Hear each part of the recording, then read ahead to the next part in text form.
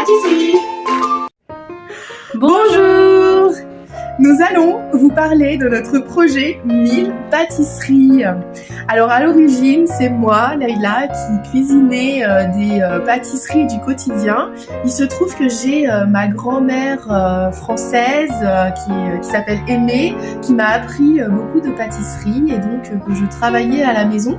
Mais en ayant aussi des origines congolaises, j'ai utilisé des farines que on peut trouver au niveau des tropiques et notamment en Afrique.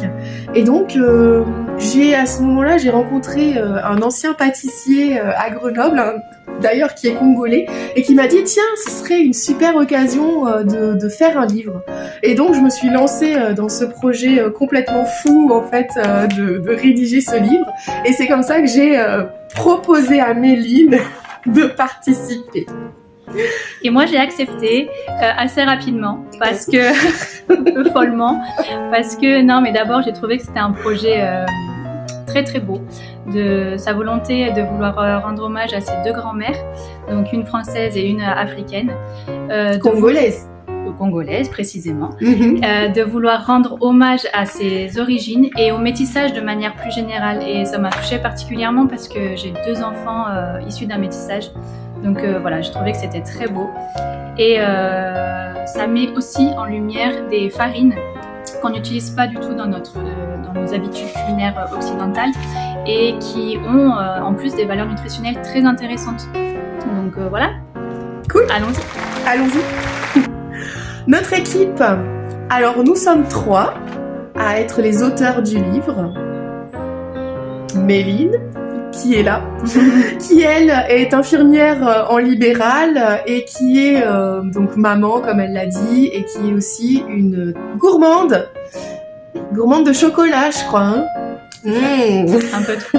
Mais bon. Voilà, ensuite donc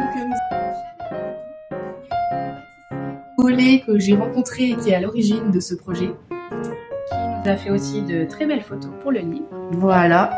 Et il y a bien sûr Leïla Mille, donc à l'origine du projet, qui était en cuisine au départ et qui nous a appris un petit peu ses pâtisseries et les pâtisseries de sa grand-mère. Et qui maintenant chapeaute un peu le projet, qui gère les équipes, qui gère les réseaux sociaux, qui gère plein de choses qu'on ne soupçonne pas quand on lit un livre, mais en fait c'est ça. Oh punaise le taf. Et donc on a aussi des bénévoles, donc plusieurs personnes qui sont bénévoles, qui nous soutiennent sur ce projet, qui sont arrivées à point nommé dans ce projet, et également des prestataires.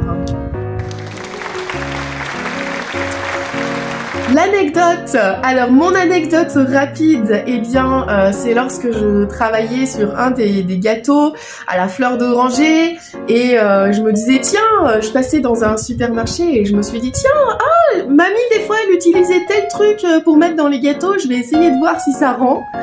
Et en proposant au groupe projet, j'étais là bon, je sais pas trop ce que ça va donner, c'est pas top. Et en fait c'était le top. C'était la recette.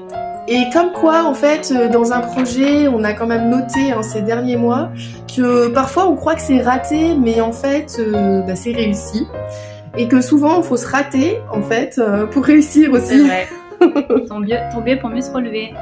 Voilà. Et moi, au niveau des anecdotes, j'en ai pas spécialement une en particulier parce qu'en fait, tout le projet a été une anecdote pour moi parce que tout a été un apprentissage. Là, il y a quelques mois, vous parlez devant une vidéo comme ça, jamais j'aurais fait ça. Et pourtant, je suis là, donc tout est possible. Celles qui la connaissent peuvent témoigner. Hein. Le but de cette vidéo, c'est la cagnotte, parce que en effet, nous faisons appel à votre don participatif. Nous allons passer par une plateforme qui s'appelle Cocorico, qui est une plateforme locale, donc spécialement en Auvergne-Rhône-Alpes. On voulait valoriser aussi les entreprises locales. Et donc, l'objectif de ce financement nous servira à imprimer les livres, en un certain nombre d'exemplaires. Voilà, nous équiper en tant que traiteur parce que nous avons eu déjà des demandes en tant que traiteur. Participer à des salons pour nous faire connaître. Et réaliser la prospection commerciale parce qu'on va le faire nous-mêmes dans un premier temps pour éviter de passer par les grandes plateformes, sans les nommer. Merci. À ceux qui ont goûté, critiqué et qui ont vu l'évolution de nos gâteaux au fur et à mesure du projet. Parce qu'il y en a eu. Oui. Merci à ceux qui ont relu et corrigé parce qu'il y avait des petits trucs à voir, mais on était tellement fatigués qu'on ne les voyait même plus. À notre amie graphiste qui est vraiment arrivée à point nommé. Celle qu'on n'attendait pas et qui est arrivée là. Yeah. Merci à vous qui likez et qui partagez cette vidéo sur les réseaux sociaux. Merci à ceux qui pourront transférer cette vidéo autour d'eux dans leur réseau personnel et peut-être professionnel pour nous faire connaître. Et merci à vous qui pourrez nous soutenir financièrement. La sortie du livre maintenant. Alors il y a une seule date à retenir, c'est le 22 avril 2023 où nous vous attendons pour déguster. Oui, mais aussi acheter les livres, mais aussi acheter des farines. Ça sera dans une salle à Saint-Égrève. Vous aurez toutes les informations sur le site. Donc vous pourrez vous inscrire à cet événement parce qu'on aura besoin de maîtriser le nombre de personnes pour pouvoir cuisiner pour vous. Donc inscrivez-vous via le site 1000patisseries.com qui sera en lien en descriptif de la vidéo et également sur nos réseaux sociaux. Si vous pouvez nous aider aussi pour le samedi 22 avril parce que nous cherchons une équipe, ça peut vous amuser, ça peut être l'occasion pour certains d'exprimer aussi leur créativité ou je ne sais quoi d'autre. Et puis, pour les nouvelles, vous pouvez nous suivre donc sur les réseaux sociaux, 1000 pâtisseries, Facebook, Instagram, TikTok, ça c'est le travail de notre community manager. Et puis on vous enverra aussi une newsletter via notre site internet et on continuera à vous donner de nos nouvelles par cette chaîne YouTube. Voilà, vous pouvez rester un petit peu connectés. Il y a quelques vidéos de nos essais gâteaux qui arrivent juste après. Merci. Merci à vous. À bientôt. À bientôt.